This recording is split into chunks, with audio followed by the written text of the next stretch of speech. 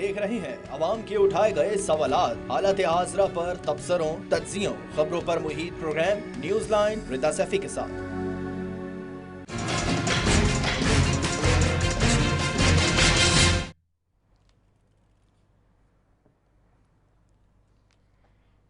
अस्सलाम वालेकुम, मैं हूं रिदा सैफी। नाज़रीन, मौजूदा हुकूमत में बढ़ते हुए इख्तिलाफात अब खुलकर सामने आ रहे हैं। पहले नून लीग से इत्तेहादी नाराज हो रहे थे, अब नून लीग के अपने ही लोग माशी नाकामी का मलबा एक दूसरे पर डाल रहे हैं। पहले सिर्फ मीडिया के लोग कहते थे कि नून लीग की माशी पॉलिसी इन 2 माह में नाकाम नजर आती है, लेकिन वफाकी वजीर दाखिला ने भी इस बात को कबूल कर लिया है कि हम 2 माह में कामयाब नहीं हुए। क्या कहते हैं, सुन लेते हैं।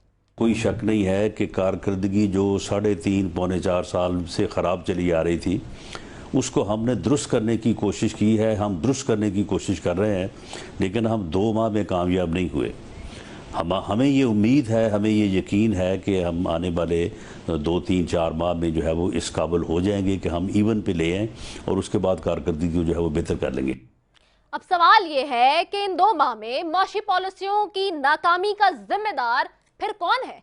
अब नून लीग के कुछ लोग तो इसकी नाकामी का जिम्मेदार खुद वजीर खजाना मिफ्ता इस्माइल को करार दे रहे हैं। साबिक वजीर खजाना इसाक डार ने लंदन में एक ऐसा बयान दिया जिसके बाद नई कयासराइयों ने जन्म ले लिया। क्या कहा आपने बयान में, सुनते हैं। मेरा जाती फैसला नहीं है। मैं अगर जाती फैसले करने तो मैं फिर बहुत पहले भी कर सकता था। ये मियां नवाज शरीफ का फैसला है और ये वजीर आजम मियां शहबाज शरीफ के नॉलेज में ये फैसला है, उनकी कॉन्सेप्ट से ये फैसला है मेरे वापसी का। तो अगर किसी सीनियर कायद आप कह रहे हैं कहा कि ये मेरा जाती फैसला है, तो मैं माजरत के साथ वो सही नहीं कह रहे। अब मैंने उनसे पूछ के तो फैसला नहीं करना ना, फैसला तो मियां नवाज शरीफ से पूछ के करना है। जो फैसला करते हैं, पार्टी को बताते हैं कि जी फलां ने अपना प्राइम मिनिस्टर उनके को रिप्लेस करना है, फलां ने फाइनेंस मिनिस्टर ने, फलां ने, तो वो मियां नवाज शरीफ साहब के फैसले हैं, वो मनो अमल होगा। पार्टी में खुल के मुखालफत मियां साहब और शहबाज शरीफ की जो 2 टीमें हैं उसका शाखसाना आपके सामने है। मुखालफत एक दूसरे की सामने हो रही है। ख्वाजा आसिफ ने भी कुछ रोज पहले समाजी वेबसाइट ट्विटर पर कहा कि अफसोस है कि कुछ नून लीग के अंदर के लोग मिफ्ता इस्माइल की मुखालफत कर रहे हैं। और मिफ्ता इस्माइल साहब ने भी एक निजी टीवी चैनल को इंटरव्यू देते हुए कहा कि इसाक डार वतन वापस आ सकते हैं तो हम भी माशी पॉलिसी बनाते हैं, उसमें इसाक डार साहब से राय लेते हैं। क्या कहना था उनका, सुनते हैं।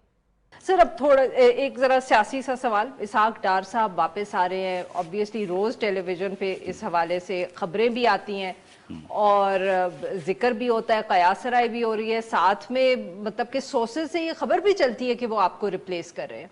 जी, is he not? What do you think about it? I think Dar साहब इज गोइंग टू कम, मतलब वो तो कह चुके हैं टीवी पे कि वो आए हैं और वो आएंगे। डार साहब is part of the economic team of PMLN for much longer than I have been.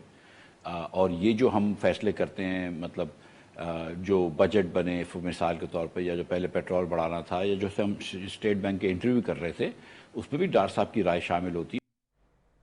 जी, तो इसाक डार के मुताबिक नवाज शरीफ ही सब फैसले करेंगे। वो चाहे तो वजीर आजम को भी रिप्लेस करें, वो चाहे तो वजीर खजाना को रिप्लेस करें। अब सवाल ये है कि क्या इसाक डार मिफ्ता इस्माइल को वाकई रिप्लेस करने जा रहे हैं? क्या नून लीग 2 धड़ों में तकसीम हो चुकी है? क्या मिफ्ता इस्माइल नवाज टीम का और इसाक डार शहबाज टीम का हिस्सा है? दूसरी जाने मुल्की सियासत में कॉल टेपिंग और अपने मुखालिफिन के निजी मामलात की जासूसी करना भी शामिल हो गया है। और वजीर दाखिला राना सनाउल्लाह इस अमल को ठीक बता रहे हैं। कल इस हवाले से उन्होंने क्या कहा, सुन लेते हैं। कोई भी रिकॉर्डिंग जो है, वो वीडियो रिकॉर्डिंग हो, ऑडियो रिकॉर्डिंग हो, अगर तो वो किसी का जुर्म जो है वो पकड़ने के लिए, किसी की मुजरमाना जो है वो फेल को साबित करने के लिए अगर की जाती है, तो मेरी नज़र में वो कोई जुर्म नहीं है। किसी की मुजरिमाना अगर हरकत है और फेल है, उसको पकड़ने के लिए की जाती है, तो मेरी नज़र में वो कोई जुर्म नहीं है। अब इस पे मैं कोई कमेंट नहीं करूंगी, क्योंकि अगर हमने कोई कमेंट किया तो हुकूमती अरकान पूरा बल्कि बहुत बुरा मान जाएंगे, नाराज हो जाएंगे। तो फिर हम मरियम नवाज की जुबानी ही आपको बताते हैं और सुनवाते हैं जवाब राना सनाउल्लाह साहब कि वो क्या कहती हैं आपके इस बयान पे। पहले तो मेरे से इस बात की माजरत की जाए कि मेरी फ़ोन क्यों टैप किया गया। मेरी एक पर्सनल और प्राइवेट कॉन्वर्सेशन थी परवेज़ रशीद साहब के साथ। किसको हक था कि वो मेरी पर्सनल कॉन्वर्सेशन को टैप करे? वो एक मीडिया चैनल को क्यों दी गई? उसने उसको क्यों ऑन एयर किया? पहले तो मुझे इस बात का जवाब भी दिया जाए और मुझसे उसकी माजरत भी किया जाए। मैं और परवेज़ रशीद साहब या पाकिस्तान के कोई भी दो शहरी अपने ज़ाती गुफ्तगू में, निजी गुफ्तगू में क्या बात करते हैं, इसके लिए मुझे किसी को कोई जवाब नहीं देना है। अब सवाल ये है कि ये सिलसिला आखिर कहाँ रुकेगा, कब तक रुकेगा, कैसे रुकेगा? आखिर कब हमारे हुक्मरान अपने मुखालफिन को निजी जिंदगी को छोड़कर आम आवाम की अकलौती जिंदगी पर ध्यान कब देंगे? इसी हवाले से प्रोग्राम में आज सब बात करेंगे जी। और पैनल में हमारे साथ मौजूद होंगे उस्मान सईद बसरा साहब और शकीला लुकमान साहब मुस्लिम लीग नून से। आप दोनों मौजूद मेहमानों को शुक्रिया कि आपने हमें ज्वाइन किया। सबसे पहले तो मैं शकीला लुकमान साहब आपकी तरफ ही आऊँगी। जो सारी सिचुएशन आपके सामने अभी सारे आपके अपनी पार्टी के लोगों के जो बयानात हैं वो आपने खुद सुने कि वो क्या कह रहे हैं, क्या फरमा रहे हैं। इस सारी सिचुएशन के अंदर जो है क्या होगा अब आगे? क्योंकि देखें ना, चाहे वो इकोनॉमी का मामला हो या फिर कोई भी इशू कॉल टिपिंग के हवाले से मामला हो, सारी सिचुएशंस पे आपके अपने ही लोग कभी कुछ कहते हैं, कभी कुछ कहते हैं। तो फिर इस सारी सिनारियों में बयानिया किसका चल रहा है, क्या हो रहा है? और क्या इसाक डार साहब वापस आ रहे हैं तो मिफ्ता इस्माइल साहब नाकाम हो गए, उनकी माशी पॉलिसीज नाकाम हो गई जिसकी वजह से इसाक डार साहब वापस आ रहे हैं अब? नहीं, बिस्मिल्लाहिर्रहमानिर्रहीम। जी रिदा, देखें मेरी बात सुने। अगर इसाक डार साहब आ रहे हैं तो इसमें ये मतलब नहीं है कि मुफ्ता इस्माइल साहब जो हैं वो खुदा ना खास्ता वो नाकाम हो गए हैं या उनको वो छोड़ रहे हैं या उनको कोई निकाल रहा है, ऐसी बात नहीं है। देखिए उन्होंने बजट पेश किया है, उस काबिल, वो बहुत काबिल इंसान है, उन्होंने पेश किया और उससे पहले भी उन्होंने किया हुआ है, तो ऐसी बात नहीं है। देखिए जहाँ तक हमारे इसाक डार साहब हैं, देखिए उनका बहुत एक्सपीरियंस है, वो सालों साल का एक्सपीरियंस है, वो मतलब उन्होंने कई बजट पेश किए। इवन दैन पीपल्स पार्टी की एक दफ़ा हुकूमत आई थी तो उन्होंने भी उनको लेना मतलब पसंद किया था, उन्होंने उनको प्रेफरेंस दी थी कि वो उनकी हुकूमत में वो चाह रहे थे कि हमारे साथ ये काम करें एज ए फाइनेंस मिनिस्टर। तो उनका एक्सपीरियंस है उनका इस चीज़ में, तो उनकी अपनी जगह है उनके लिए। देखिए अगर हम वो आते हैं मतलब डेफिनेटली प्लान बन रहा है, वो आएंगे तो उसमें वो लीड करेंगे इसको। तो मुफ्ता इस्माइल मिलके और ये एक टीम मेंबर की तरह काम करेंगे तो ये बहुत अच्छे रिजल्ट देंगे और बेहतर रिजल्ट देंगे। आपने पहले भी बताया और आपने जो रिकॉर्डिंग भी सुनाई है उसमें ये कहा गया है कि भाई जो कंसेंसस देते हैं हमेशा इकरार साहब हर चीज़ में दे रहे हैं, उनकी मदद से सारे काम हो रहे हैं। मुफ्ता इस्माइल भी मतलब उसमें उनका यहाँ मेजर रोल है, ज़ाहिर है फाइनेंस मिनिस्टर हैं, तो मतलब दोनों की कंसेंसस से ये काम हो रहा है। तो जब आएंगे प्रैक्टिकली, जब वो इधर होंगे तो और बेहतर तरीके से काम होगा। बाकी आपने जो कहा है कि भाई हमारी पार्टी में मतलब इसमें राय डिफरेंट, राय नहीं है, बस वो मतलब किसी की कोई पॉइंट किसी का ज़्यादा अच्छा लगता है, किसी को किसी का दूसरा। हमारे लिए दोनों जो हैं वो अभी प्रैक्टिकली जो है वो मुफ्ता इस्माइल साहब काम कर रहे हैं, लेकिन जो इसाक डार साहब हैं वो उनका मतलब उन्होंने कई साल 2013 से 2013 से मतलब ये उन्होंने अंत तक काम किया है। तो जाहिर है उनका मतलब एक अपनी बहुत बड़ी जगह है, तो ये मिलके काम करेंगे, इसमें कोई ऐसी डिफरेंस वो नहीं है बात। बाकी आप जब बाकी दूसरी जो बात कर रहे थे कि मियाँ नवाज शरीफ साहब जो है हमारे कायद हैं, लीडर हैं, उनकी मर्जी के साथ हर चीज़ होती है और फैसले जो है डेफिनेटली वज़ीर आज़म के मतलब करते हैं, लेकिन डेफिनेटली वो उनके साथ सलाम मशवरा उनके साथ चलता है तो सारी चीज़ें होती हैं। तो इसी तरह ही सारी पार्टियां जो है चलती हैं, जिस तरह मैंने आपको बताया बाकी लोग भी, लेकिन हमारा यही है कि भाई बाकी कोई इसमें वो मसला नहीं है कि भाई जो है इसाक डार का या मुफ्ता इस्माइल साहब ने आपके सामने आपने वो रिकॉर्डिंग सुनाई है, उन्होंने कहा है कि मतलब कोई मसला नहीं है, उन्होंने हमेशा कहा है कि मैं उनके साथ मिलके काम करूंगा। तो this is what it is. जी सही, ठीक है, चलें जी सही है। उस्मान सईद बसरा आपकी तरफ जाऊंगी। Usman, do you agree with all these things? ये जो चल रही हैं चीज़ें, you are also witnessing it, किस तरह से जो है वो सारी चीज़ें, मैंने अभी इसीलिए खुद कुछ नहीं कहा, शॉर्ट सुनवा दिए सारे मामला पे, टेपिंग का मामला हो चाहे इकोनॉमी का मामला, ये heard it by their own people. तो आप किस तरह से देखते हैं दोनों इशूज़ को? बिस्मिल्लाहिर्रहमानिर्रहीम। रिदा, आपका बहुत शुक्रिया। देखिए सबसे पहले तो आपने जितने भी बयानात पिछले चलाए और आज जो हो रहा है, इस सब में एक चीज अब वाजिया है, और ये वाजिया हो चुकी है, इसको हम जितनी दफा भी बार बार भी बताएंगे, अब ये सच को और उभारने वाली बात है। और वो सच ये है कि जिस जमात का नाम मुस्लिम लीग नून है, ये इसकी जो बर्थ है ना, इसकी जन्म भूमि वो झूठ है। अच्छा, ये पाकिस्तान की अदालतों में झूठ बोलते हैं, कभी शर्मिंदा नहीं हुए। ये टेलीविजन पे झूठ बोलते हैं, कभी शर्मिंदा नहीं हुए। यानी कि एक तरफ इस मुल्क का बदकिस्मती से वजीर दाखिला कह रहा है कि फोन टैप करना, लोगों की वीडियोस बनाना, ये कोई बात नहीं, कोई उनके नजदीक जुर्म नहीं है। और उनकी लॉजिक सुनिए, किस किस्म की बोधी और किस किस्म की निकम्मी और लूली और लंगड़ी लॉजिक है, जिसको वो ये कह रहे हैं कि क्योंकि जुर्म का अगर पीछा किया जाए तो भाई आप इस तरह क्यों नहीं करते कि सारे पाकिस्तान के बाथरूम में भी कैमरे लगाएं। मुजरिम तो बाथरूम में जा सकते हैं ना, लोगों के बेडरूम में कैमरे लगाएं, जो कि आपकी आदत है, क्योंकि आप गंदी वीडियोस वाले बाबा जी भी हैं, ठीक है जी। तो आप इस तरह करें कि लोगों की जिंदगियों के अंदर घुस जाएं, उनके फोन टैप करें, उनके घरों की वीडियोस बनाएं, उनके बाथरूमों की वीडियोस लें, क्योंकि जुर्म तो कहीं भी हो सकता है ना। देखिए, मुजरिम तो कभी बाथरूम में भी हो सकता है, कभी वो अपने बेडरूम में बैठ के इसको कंस्पायर कर सकता है। लेकिन अगला मज़ाक़ा, ये एक अफसोसनाक कमर है, लेकिन इसके ऊपर मज़ाक़ा की बात यह है कि इस पार्टी की सजा याफ्ता नायब सदर जो हैं, जो जमानत के ऊपर हैं, पाकिस्तान में चोरी और डाके के ऊपर जिनको सजा हुई है, वो कह रही है कि मेरे टेप अगर फोन किए उस पर माफी मांगे। यानी कि हलाल तरीका ये है कि लोगों के, आम आदमियों के टेप करें फोन, उनकी वीडियो बनाएं, वो तो है एक इनके नजदीक जायज बात। लेकिन इस सजा याफ्ता मुजरमा की, जो असल में मुजरम है, जिसके ऊपर असल में जिसकी टैपिंग होनी चाहिए, क्योंकि वो जुर्म सरद उसने किया हुआ है, वो कह रही है कि मेरी टैपिंग नहीं होनी चाहिए, मुझसे माफी मांगे।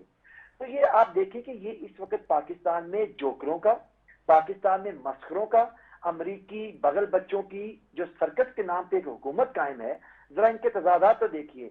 एक तरफ खुद ये बदकिस्मती से हमारा वजीर दाखिला कह रहा है कि हम कामयाब नहीं हुए, हम कामयाब नहीं हुए, मतलब हमारा वजीर खजाना नाकाम है। हम जो दावे करते थे अहलियत के, तजर्बेकारी के, हमने पूरी पाकिस्तान की कौम को मुआशी जहन्नुम में धकेल दिया है इन 2 महीनों के अंदर। इसका इकरार उन्होंने आपके टेप के अंदर किया है। लेकिन अभी जो मुस्लिम लीग नून को जो साहब यहाँ रिप्रेजेंट कर रहे हैं, वो कह रहे हैं कि नहीं नहीं नहीं नहीं, मुफ्ती इस्माइल का तो असल में बुत बना के ना एक स्टैचू, तो उसको स्टैचू ऑफ लिबर्टी के साथ वहां भी लगाना चाहिए, अमेरिका में भी, क्योंकि जहां से जो हुकूमत आई है, और पाकिस्तान में भी उसके चौकों में लटका देना चाहिए कि इस साहब को की अजमत को सलाम करे। असल में मसला ये है कि ये बेसिकली क्योंकि झूठे हैं, सुप्रीम कोर्ट में झूठ बोला, ट्रस्ट डीड झूठी, अपना कतरी खत झूठा, पाकिस्तान के लोगों से बातें झूठी, अहलियत के दावे झूठे। असलियत इनकी ये है कि इनको आप जब भी किसी जगह पे परखेंगे, इनके दौरे में आ रहे हैं। ये कहते हैं कि जनाब हमें तो आप फौज को हम गाली दें, कोई मसला नहीं, पाकिस्तान के आर्मी चीफ को रगे दें, कोई मसला नहीं, रॉ का नैरेटिव पाकिस्तान के अंदर प्रमोट करें, कोई मसला नहीं, हमारी फैक्ट्रीज में भारतीय काम करें, कोई मसला नहीं, अजीत डोवल जैसा बद किरदार दहशतगर्द मुसलमानों के खून के जिसके हाथ रंगे हैं, उसको बगैर वीजे के यहाँ बुलाएं, कोई मसला नहीं। लेकिन इस सारे के बाद, फौज को गाली देने के बाद, इदारों को बदनाम करने के बाद, सुप्रीम कोर्ट पे हमला करने के बाद, जदीद को गाली देने के बाद, हमारे ऊपर कुछ सवाल भी ना किया जाए और हमें पवित्रता के साथ हमारी जो है ना जी, हमें नेक को सादिक और अमीन भी समझना है। मसला ये है कि ये नाअहल लोग हैं। अमरीकी डोनाल्ड लू की साजिश और मुदाखलत के बाद इनका सियासी जन्म हुआ है दोबारा से यहाँ पे। ना इनमें कोई अहलियत है, साबित हो चुका। बदतरीन बिजली का बहरान है, बिजली की प्राइसेस आए रोज बढ़ रही हैं। ये इतने कारीगर हैं कि एक हाथ से लॉलीपॉप देते हैं, दाएं हाथ से दिखाते हैं कौम को झूठा झूठ बोलते हैं कि हम तो बिजली मुफ्त देंगे, और बाएं हाथ से 9 रुपए की बिजली बढ़ा दी है दोबारा, चौथी दफा बिजली की प्राइस बढ़ी है। पाकिस्तान के अंदर पेट्रोल जो है वो सोने के भाव बिक रहा है, लेकिन बिल्कुल इनको कोई मसला नहीं है, क्योंकि इन्होंने लूटा इतना हुआ है कि इनको प्रॉब्लम नहीं है। मैं यकीन मानिए रिदा के साथ 21 चौकों की सलामी देता हूं कि इस कदर जो नाअहल, निकम्मी, सर्कसी, जोकर, चोर और डाकू और डोनाल्ड लू की इंपोर्ट यहाँ पे भेजी गई बगल बच्चा हुकूमत को भी लोग यहाँ पे बैठ के टीवी पे डिफेंड करते हैं। आप यकीन मानिए जिस तरह से महंगाई है, बदतरीन महंगाई है इस मुल्क के अंदर, पूरी की पूरी हुकूमत IMF के सामने लेट चुकी है। खुद वजीर कह रहे हैं हम तिगनी का नाच नाच रहे हैं।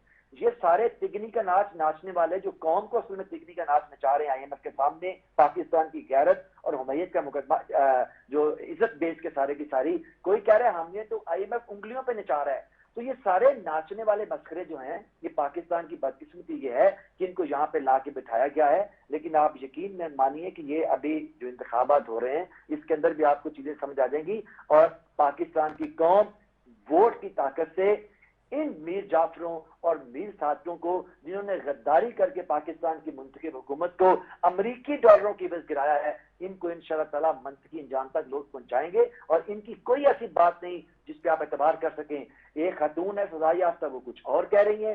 मुल्क का बदकिस्मती से वजीर दाखिला एक दूसरी बात कर रहा है, वो कह रहा है सबके फोन टैप करो, मुजरिमों के पीछे उनके घरों में घुस जाओ, उन पे कैमरे लगा दो, क्योंकि सब कहीं ना कहीं तो कोई ना कोई मुजरिमाना फेल हो रहा होगा।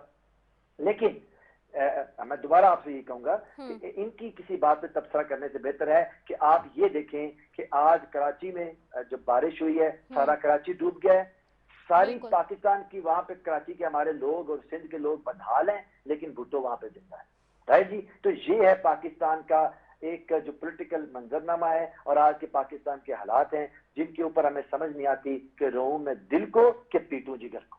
बिल्कुल आप सही कह रहे हैं, कराची से बहुत बुरा हाल है। और अफसोस की बात यह है कि यहाँ पे तीसरा टेन्योर है एक ही सियासी जमात का, जो मुख्तलिफ उसमें शक्ल बदल के वज़रा आते रहे हैं, इस वज़ीर यानी कि वज़ीर बल्दियात बदलते रहे, लेकिन उसके बावजूद जो है अनफॉर्चुनेटली कोई पुरसाने हाल नहीं है। और कराची शहर में बहुत बदतरीन आज बारिश, मामूली सी बारिश के बाद जो हशर हुआ है पूरे शहर का, एक कॉस्मोपॉलिटन, एक मेट्रोपॉलिटन सिटी का, वो देखने लायक है कि आखिरकार हो क्या रहा है।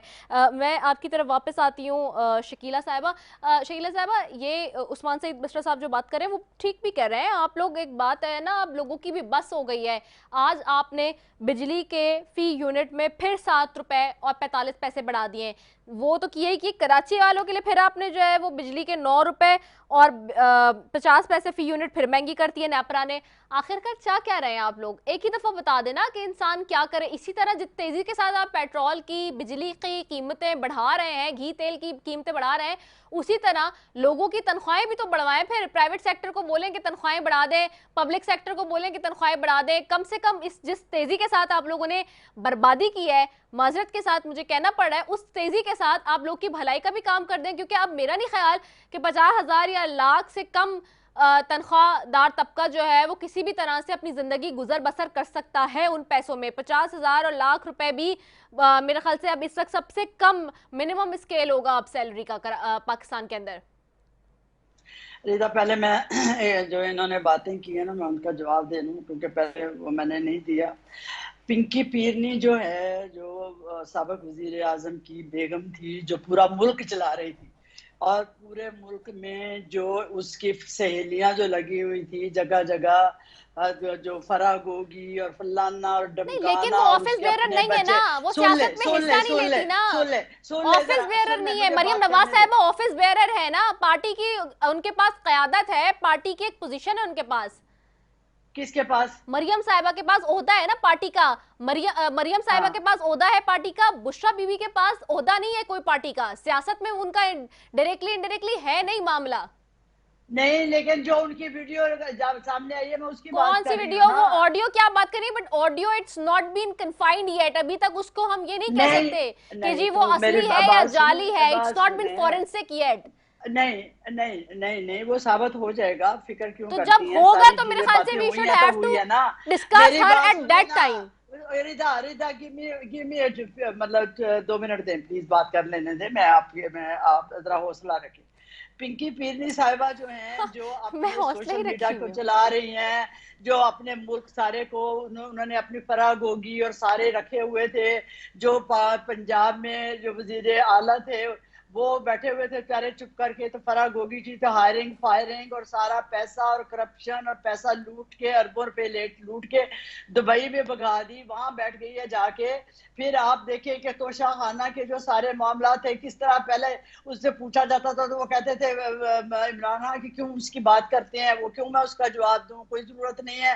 फिर बाद में पता चला कि उन्होंने करोड़ों रुपए की घड़ियां जो है वो वहां से 15% पैसे दिए और बाद में बाकी जो है वो उनको घड़ियों को बेचने चले। कितनी बेशर्मी की बात है कि वजीर आजम जिनको तोहफे मिले और वो जाके दूसरे उन्हीं के बेच और फिर वो उन्हीं मुमालक वाले जो है ना वो फिर उसको खरीद लें।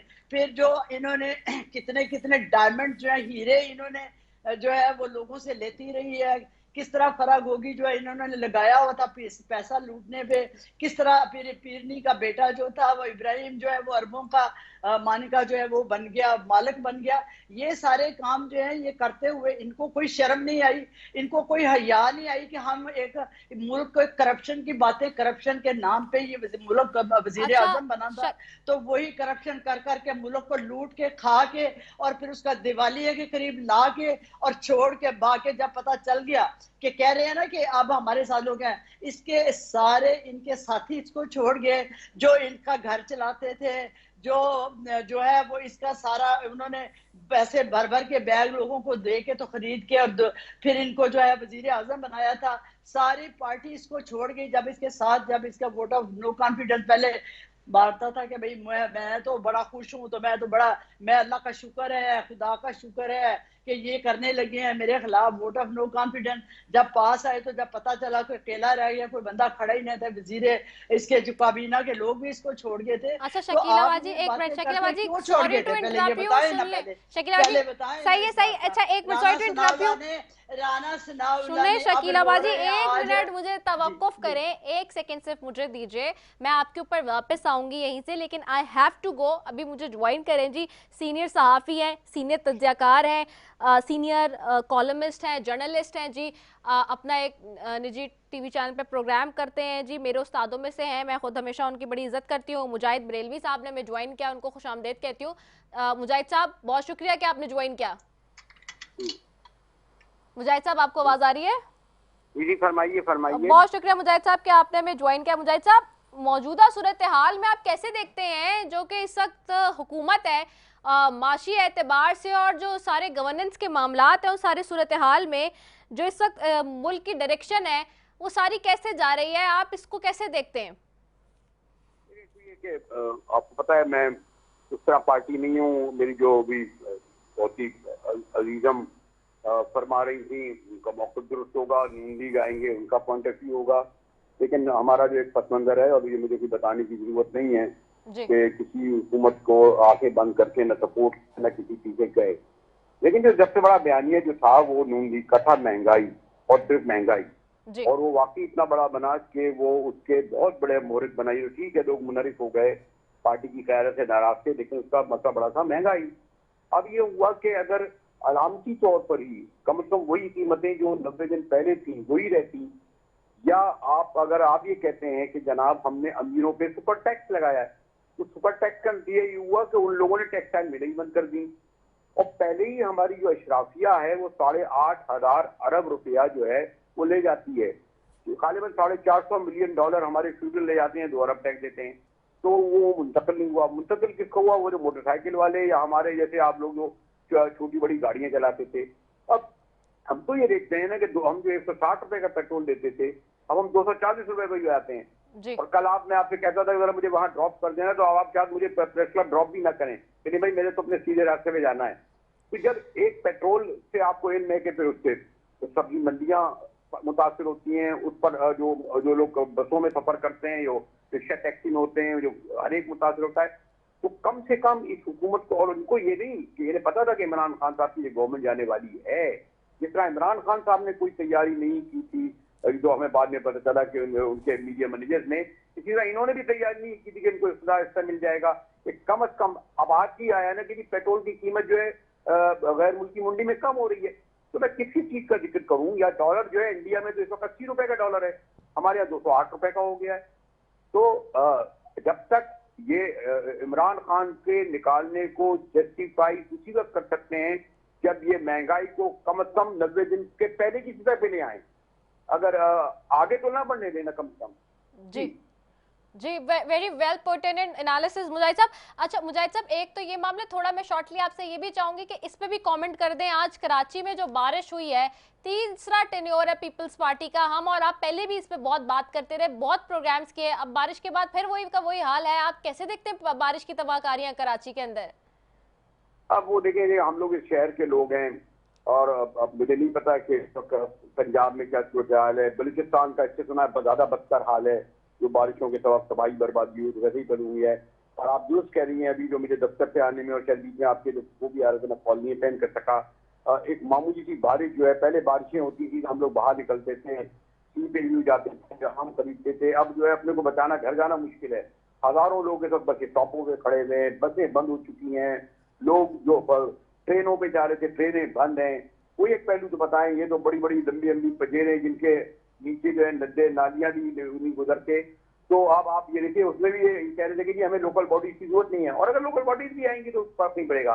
ये तो दरअसल लोकल बॉडीज या बल्दियाती इदारे या एडमिनिस्ट्रेटिव इदारे सिर्फ इसलिए हो गए कि इसमें रहने वाले जो है वो ज्यादा से ज्यादा आसान तरीके से पैसा कमाएं। अब इससे भी फायदा ये होगा कि जो सड़कें बह जाएंगी, जो नाले बह जाएंगे। आज मैं देख रहा था कि शायद कोई तकरीबन बाहर से कोई पैसा आया है बिलियन की तादाद में, जो इसके जो बारिशों के हिसाब से में। तो इसके बारे में मैं क्या कहूँ, आप तो खुद गुजरते हैं, सफर कर रहे हैं जी, आज से नहीं बरसों से। बिल्कुल ऐसा ही है, बिल्कुल ऐसे ही। बहुत शुक्रिया मुजाहिद बरेलवी साहब, सीनियर तज्ज़िया सीनियर सहाफ़ी हमारे साथ मौजूद थे। मैं वापस जाऊंगी शकीला, लुकमान साहब आपकी तरफ आऊंगी, आप अपना मौक़िफ़ कंप्लीट कर लें, मैंने फिर उस्मान साहब की तरफ भी जाना है जी। जी, फिर मैं वो कह रहे थे कि जनाब राना सनाउल्लाह जो है उन्होंने कहा था कि हम 2 महीनों में कामयाब हो जाएंगे। मुझे ये बताएं, जिन्होंने 4 साल काम किया और फिर उन्होंने जाते जाते जो मुल्क के हालात छोड़े, जिस तरह मुल्क जो है दिवालिया के करीब पहुंचा दिया, जिस तरह उन्होंने लोगों को जो पेट्रोल की जो सब्सिडी दे दी, जब देखें कि पूरे दुनिया में प्राइसेस बढ़ रही थी, हम महंगा लेके सस्ता दे रहे थे, सस्ते के ऊपर भी सब्सिडी 2-3 महीने दी, खजाना खाली करके तो गए थे ये सारा कुछ करके। तो फिर ये बताएं कि हमारे पास कोई अलादीन का चिराग था क्या? हम आते ही कहीं फूंक मारते या कुछ होता, या हमारे पास कोई जादू था जो हम चलाते तो हो जाते? हमने कहा हम मेहनत कर रहे हैं, उसके ऊपर ही काम कर रहे हैं ना। जहाँ देखें, मेरी बात सुने, हमने आके चीजें सस्ती नहीं की। क्या आटा जो है 40 रुपए का नहीं हुआ, सस्ता कुछ नहीं हुआ, सस्ताई कुछ नहीं हुई है शकीला बाजी, यूटिलिटी सस्ताई कुछ नहीं हुई है। जो आपने की भी वहां नहीं है, यूटिलिटी स्टोर जाके देखे वहां कुछ नहीं मिल रहा है, सॉरी टू से, क्योंकि ग्राउंड पे जाके मैं खुद देख कर आती हूँ चीजें। उस्मान साहब की तरफ जाऊंगी, वाइंड अप की तरफ जाना है, क्योंकि उस्मान साहब बस यूटिलिटी, मेरी बात सुन लेना, यूटिलिटी शकीला बाजी टाइम खत्म हो रहा है, टाइम इतना आसान नहीं होता, लोगों कतारों में लगना पड़ता है, खड़ा होना पड़ता है। यही तो कह रही हूँ, उस्मान की तरफ जाना। पंजाब हुकूमत ने पंजाब हुकूमत ने 100 रुपए की जो लीटर बिजली है, अपना जो है पेट्रोल जो है वो लोगों नहीं, बिजली के बिल जो आने हैं उसके ऊपर लोगों को नहीं उन्होंने कहा, उन्होंने अपने बजट में मुख्तस किया। और इस जो इमरान खान की जो पार्टी है, PTI वाले जो हैं, इन्होंने जाके इलेक्शन कमीशन में जाके उनको कह रहे हैं कि ये से इनको खत्म करें, ये क्यों आप नहीं खत्म कर रहे, क्यों लोगों को ये सहूलतें दे रहे हैं? और हमारा जो है काम इस वक्त सिर्फ और सिर्फ जो है, हम गरीब लोग जो हैं, जो काम तनहा तबका है, उनको सहूलतें देने के लिए कुछ ना कुछ जो है वो हर वक्त इसमें कोशिश में लगे हुए हैं, और इंशाल्लाह ये होगा। चले इंशाल्लाह हो जाए, लेकिन अभी आपने सुना ना, मैंने नहीं कहा शकीला बाजी। नहीं, एक और बात सुने, इस्लामाबाद में आपने देखा है कि ठीक है, चले उस्मान की तरफ जाऊंगी शकीला बाजी, टाइम नहीं है मेरे पास, टाइम नहीं है, फायदा होगा ना। इस्लामाबाद डाउन कर दें। अच्छा जी उस्मान आपकी तरफ आऊंगी। उस्मान बस वाइंड अप की तरफ जाना है, 1 मिनट है, जरा वाइंड अप कर ले इसको। मुजाहिद साहब बड़े सीनियर, आपको पता है, सहाफ़ी हैं और काफ़ी अरसे से 30-40 साल से ऊपर हो गया उनको लिखते हुए, चीज़ें लिखते हुए। वो भी ये कह रहे थे कि अगर आपकी तैयारी नहीं थी तो आपको नहीं आना चाहिए था। अल्टीमेटली हम लोग किसी पार्टी के साथ नहीं है, लेकिन एक बीइंग अ न्यूट्रल जर्नलिस्ट भी बात वही है कि अपेरेंटली सामने से नजर नहीं आ रहा चीज़ें के सेट हुई हों। अच्छा रिता जी, उन्होंने बड़ी खूबसूरत बात की है मुजाहिद बरेलवी साहब ने। वो तो आपको हमारी सहाफत में एक बड़ा नाम है, लेकिन मसला ये है कि अब वो तो नहीं कह सकते थे ना। मैं उनकी बात को मैं जरा आपको वजाहत कर देता हूँ। वो कहना ये चाह रहे थे कि अगर अमेरिका से हुक्म आ गया था और डॉलर आ गए थे और आपको साजिश का हुक्म मिल गया था, तो इन मीर जाफरों और मीर सादिकों की तैयारी अगर नहीं थी तो जल्दी क्या थी। लेकिन मसला ये है, जब मालिकों की तरफ से पैसे मिल गए और उनकी तरफ से हुक्म मिल गया तो ये बेचारे क्या करते। इनको तो लेना था NRO, इनको तो नैब वो लेके आ रहा था, इनके ऊपर फर्द जुर्म आयद कर रहा था, डाकू अपने अंजाम को पहुंच रहे थे। तो मुल्क की ये कौम की तो उन्होंने सोची नहीं है, अपनी हद तक देखना उन्होंने सोचा था। पाकिस्तान के अंदर बदतरीन हर चीज है, लेकिन एक चीज अभी उन्होंने अपनी बेहतर कर ली है, वो है अपने नैब के मुकदमात ऑलमोस्ट खत्म कर लिए हैं। नैब के अफसरान जो हैं कुछ अल्लाह को प्यारे हो गए हैं। मखसूस हालात के अंदर जो अपना एक साथ थे उनको यहाँ से निकाल के ECL से नाम उसको बाहर ले गए, वो वहां जाके अल्लाह को प्यारा हो गया।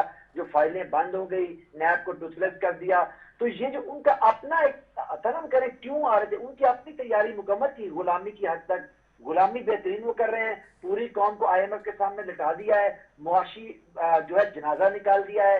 यही जो बड़ी ताकतें हैं उनका ये ख्वाब था कि पाकिस्तान को किस तरह से 6% के ऊपर मुआशी ग्रोथ थी, ये हमारे मुखालफिन को, हमारे दुश्मनों को, अगियार को तो नहीं आंखों में जच रही थी ना, तो उन्होंने एक तबाही करनी थी। वो तबाही का बेहतरीन टूल था कि चोरों को ले आए, चोरों ने कहा हमें NRO दे दें, हम यहाँ मुआशी तबाही करेंगे, आप हमें NRO का गारंटी कर दें। उन्होंने अपना NRO ले लिया है, मुल्क की मुआशी तबाही हो गई है। At the end of the day मुल्क के लोग जो हैं, कौम जो है, अवाम जो है, वो महंगाई की और बदतरीन हालात की चक्की के अंदर पिस रहे हैं। अल्लाह खैर सल्ला। इसके अलावा तो उनकी कोई तैयारी मुझे बताई ना, आज तक उन्होंने को अपने दौरे हुकूमत में ऐसा काम किया जो तैयारी वाला है, कोई ऐसा काम तैयारी वाला उन्होंने नहीं किया। लेकिन इसके बावजूद मैं बड़ी हिम्मत से सुनता रहा हूँ, हमारी जो पार्टिसिपेंट दूसरी बैठी थी खातून, मैं समझता हूँ कि मुस्लिम लीग नून जो है ना जी, अब इनका तो इस कदर ये झूठ बोलते हैं कि इनको तो अब ये भी कहने को दिल नहीं चाहता कि आप झूठे हैं, क्योंकि झूठ इनके आगे शर्मिंदा है।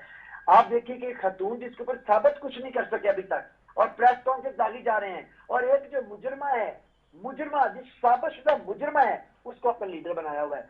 तो ये इनकी, आप यहाँ से देखिए कि इनकी जो इनका इन्होंने तयन किया हुआ रास्ते का, एक जो सर्टिफाइड खातून चोरी में मुलव्वस पकड़ी गई है, सजा याफ्ता है, वो लीडर है, और जिसके ऊपर कोई अभी तक इल्जाम ही साबित नहीं हुआ, अदालत नहीं गए, उसके ऊपर कोई केस नहीं किया, उसके ऊपर बैठ के या बढ़ के मारते हैं। इन बेचारों का कसूर नहीं है, इनका कसूर नहीं, इनकी तरबियत इस तरह से हुई है कि आपने झूठ इतना बोल रहे हैं। ये गोएबल्स की बाकियात है पाकिस्तान के अंदर, इसके अलावा मैं कुछ नहीं कहूंगा। अल्लाह ताला इनके हाल पे रहम करे, हमारी इन गद्दारों से जान छूटे और मुल्क जो है उसको कोई रिलीफ मिले, पाकिस्तान के लोगों को कोई रिलीफ मिले। ठीक है, बहुत शुक्रिया उस्मान सईद बसर साहब आपका, शकीला लुकमान साहब आपका। नाजरीन, दूसरी तरफ जी कराची शहर की बात करते हैं। कराची शहर अपना शहर है, और शहर कराची की बात करना इसलिए भी ज़रूरी है कि कराची शहर दुनिया के 10 बड़े शहरों में आता है, और हर साल मुझे अफसोस के साथ इस हवाले से बात करनी पड़ती है जो मैं आपके सामने कर रही हूँ।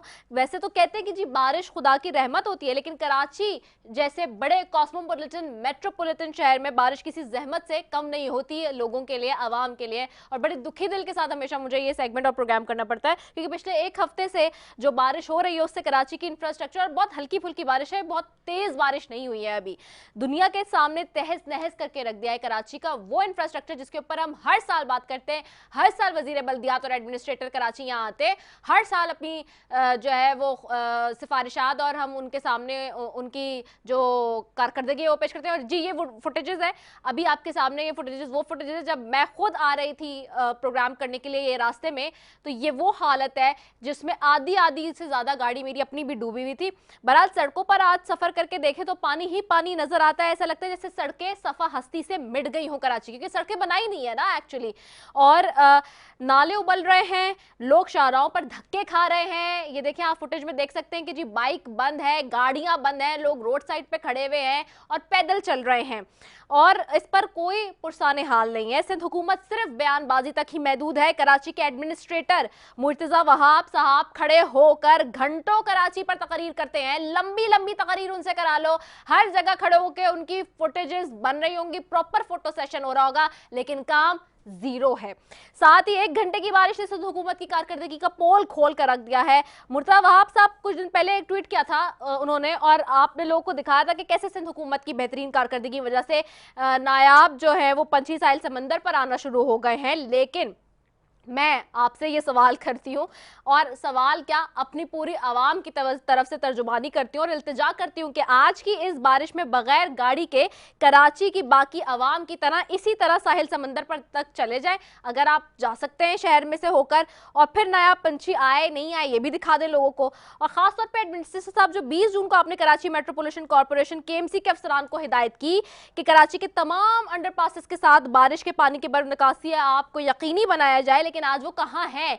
आप किसी भी रूट पे कहीं भी चले जाएं कराची में इस वक्त, चाहे जौहर हो, गुलशन हो, हसन स्क्वायर हो, जो ये पुरानी सब्जी मंडी का रोड देख लें आप, तारिक रोड हो, PCHs हो, या फिर यूपी मोड़ हो, नागन हो, कहीं भी चले जाएं, कहते हैं ना you name it and then there the problem it. तो वहां पर कराची वाले ही अपनी मदद कर रहे हैं, वरना अभी तक लाखों लोग हैं जो अपने घरों को ठीक से नहीं पहुंच पा रहे। कसूरवार कौन है? अच्छा, कराची के बजट की जी से हवाले से बात करते हैं। 2022-23 के बजट में सड़कों, फुटपाथों, सेवरेज लाइन, पुलों और चौराहों की बेहतरी समेत तरक्याती कामों के लिए 500 मिलियन रुपए आपने मख्तस किए हैं, वो कहां है? इसी तरह इंफ्रास्ट्रक्चर की बेहतरी के लिए 172 मिलियन, ये 1-2 रुपए नहीं, मिलियन नाजरीन में बात कर रही हूं, रुपए रखे गए, वो कहां है?